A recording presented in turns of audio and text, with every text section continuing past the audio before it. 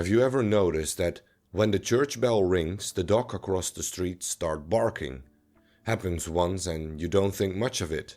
Happens twice, 3 times, you start to wonder, is the bell making the dog bark? But what if the real answer is something else entirely? Today, we're talking about one of the most misleading tricks our brain plays on us, confusing correlation with causation. It sounds like a technicality, but it shows up in almost every corner of our life, from headlines to marketing to investing and everyday decisions. So let's talk mental models part 3, causation versus correlation. The worst day on Wall Street since the crash of 1987. The Dow traders are standing there watching in amazement, and I don't blame them. Could anyone do the same thing you did starting today? Are you born with it? Is it DNA? Is it some early childhood exposure? The first rule in investment is don't lose. And the second rule in investment is don't forget the first rule, and that's all the rules there are. To give up what you're doing well because of guesses about what's going to happen just doesn't make any sense to us. I mean, we are going to be buyers of things over time. What I needed to get ahead was to compete against idiots. And luckily, there's a large supply. Let's say you're walking through a small town, and every time the church bell rings, a dog starts barking across the street. It happens once, then again. You pass through the next day, same thing. The bell rings, the dog barks. Now a part of you, the pattern-seeking, story-loving part of your brain, starts to wonder and ask questions. Is the bell making the dog bark? It seems like it, right? But step back for a moment. Maybe the bell rings at noon. Maybe the mailman comes at noon. And maybe the dog just really hates the mailman. This is what we're talking about when we explore the difference between correlation and causation. Because it's one of the most important mental models you can carry around in your pocket. Because mistaking one for the other, assuming one thing causes another, just because they happen together, leads to some of the worst decisions we make in life, business, investing, and even in science. I love the following example by Daniel Kahneman from the excellent book Thinking Fast and Slow. He wrote, and I quote, "Depressed children treated with an energy drink improve significantly over a 3-month period. I made up this newspaper headline, but the fact it reports is true. If you treated a group of depressed children for some time with an energy drink, they would show a clinically significant improvement. It is also the case that depressed children who spend some time standing on their head or hug a cat for 20 minutes a day will also show improvement."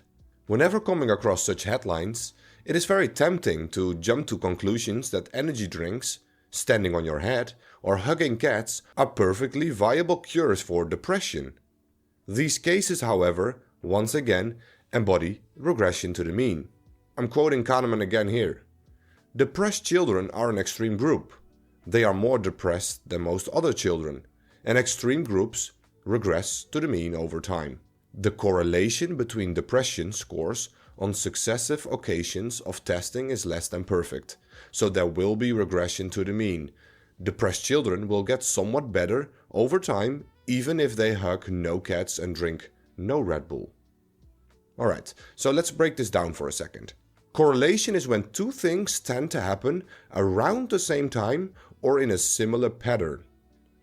Causation is when one thing directly causes the other to happen.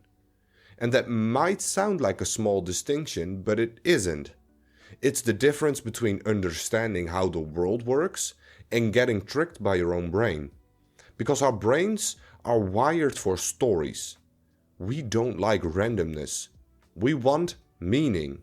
We want to believe that if A happens, then B happens. A must have caused B. But unfortunately, the universe doesn't always work that way. The universe, the stock market, your brain is under no obligation to make sense to you. Let me give you an example.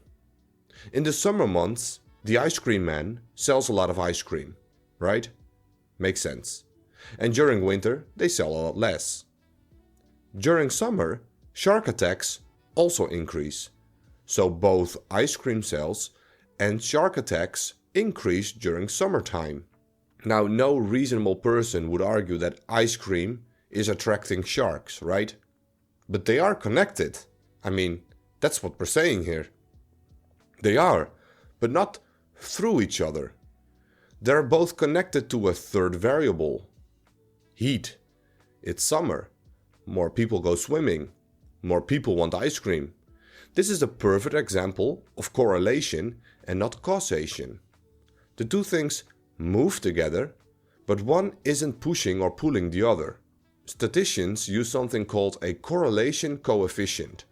It's a bit technical, but they use a number between -1 and +1. The closer you get to 1, the more perfectly two things move together.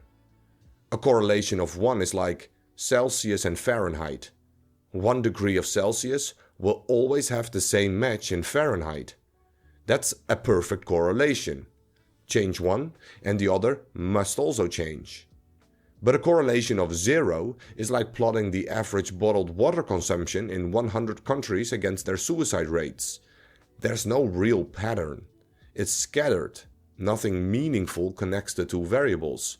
And yet, people still try to find stories in that scatter. Still try to claim, because this can actually be the case, that in countries with high bottled water consumption, suicide is more common. And although, first of all, most people will take that at face value and drink less bottled water, but the truth is, even though our brains don't like it, it's purely coincidence. Imagine a company changes its logo, and 2 months later, revenue starts growing again. Someone in the meeting says, "See, the rebranding worked." And just like that, the logo gets credit. But no one really dares to ask, is it really the logo? What else changed in those 2 months? Maybe the weather improved, more foot traffic came through the doors, maybe a competitor raised prices and lost some customers, maybe the economy picked up just enough to tilt the numbers upwards. It's not what our brain likes. We want to know that we are in control and we make sure that things happen or don't happen.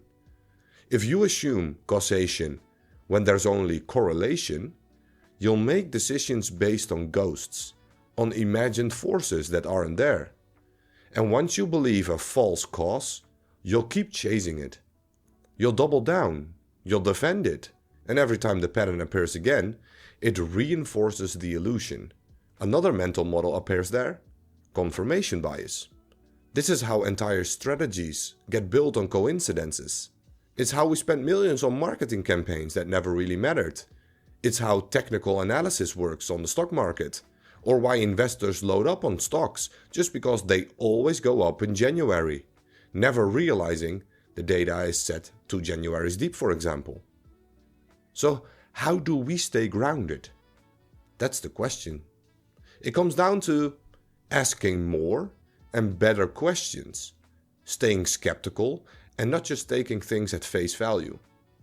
What else could be driving this force? Is there a third variable we're not seeing? What are the second order and third order effects we talked about in part 2? Has this happened consistently or just once? Can we explain how A logically leads to B? Or are we just guessing here? Or are we too eager for a neat story to please our brains? Because sometimes there is no clean narrative. The dog barks because of the mailman. The bell just happens to ring at the same time. Here's a final thought to leave you with. When we mistake correlation for causation, we're not just wrong, we're confidently wrong. And that's very dangerous. Because confidence, built on coincidence, is a house of cards.